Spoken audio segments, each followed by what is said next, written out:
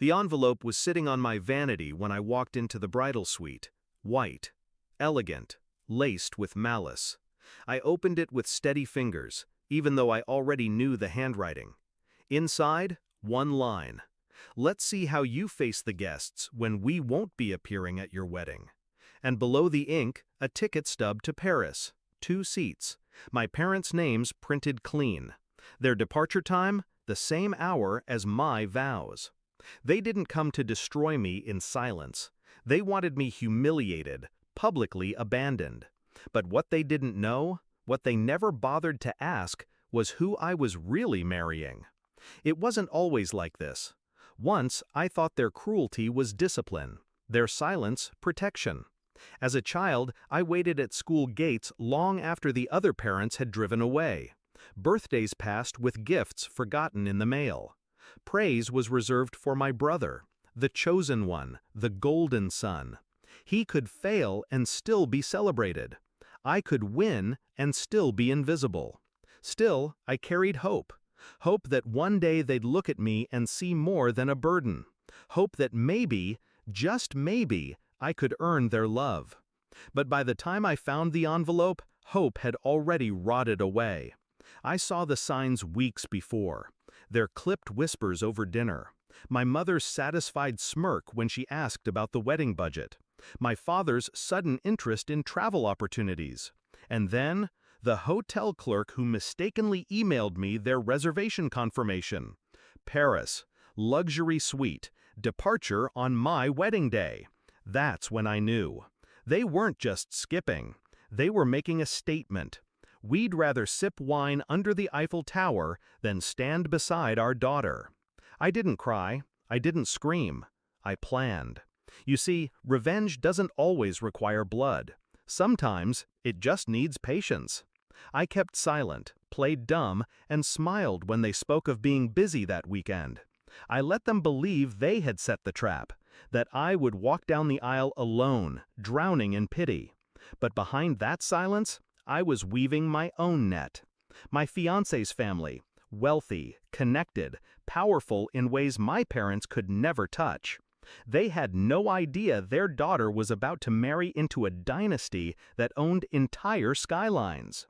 And I made sure the wedding wasn't just an event. It was a spectacle.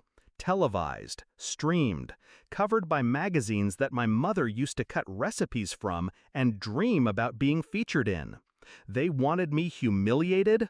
I'd make them watch me crowned instead. The day came. Cameras lined the aisle. Journalists whispered into microphones. Guests glided in wearing designer suits and gowns, each one a dagger pointed at my parents' absence. I walked through those doors in silence, veil trailing behind me like a storm. The music swelled. The world watched. And for the first time in my life, I was the center. Not an afterthought. Not a shadow. The center. Meanwhile, they were boarding a plane, smug and satisfied, imagining my humiliation. But mid-flight, when the in-seat TVs lit up, guess what they saw? Me, broadcast live across national channels. My face, my vows, my new family. A $1 million wedding unfolding in glittering detail. And them, empty chairs where their names should have been. By the time I walked out of that ceremony with a ring on my hand and the press at my back, my phone buzzed with 65 missed calls. My parents, my brother, over and over, their names flashing across the screen. I didn't answer, not one. They wanted to see me suffer. Instead, they watched me ascend. Days later, I found out they cut their Paris trip short. Couldn't bear the shame, the whispers, the questions. They came crawling back, masks of concern plastered on their faces. But I had already learned the truth. They didn't want me happy. They wanted me dependent, begging. I never gave them that satisfaction. They came to my new home once, uninvited. Guards turned them away. They left notes. I burned them.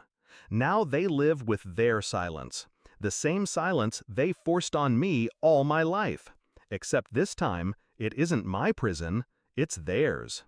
I think back to that envelope often, the arrogance of it, the cruelty, how they thought it would break me.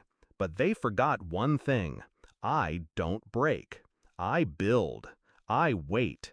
And when the time comes, I make sure my revenge is permanent. They'll never erase the image burned into their memories. Their daughter, radiant, celebrated, televised for the world to see, while they sat anonymous on a plane, running away from the very life they tried to deny me. So yes, I ignored those 65 calls. I'll ignore the next 65 and every call after that, because my silence is louder than anything I could ever say. And in that silence, they finally hear the truth. They lost me. Forever.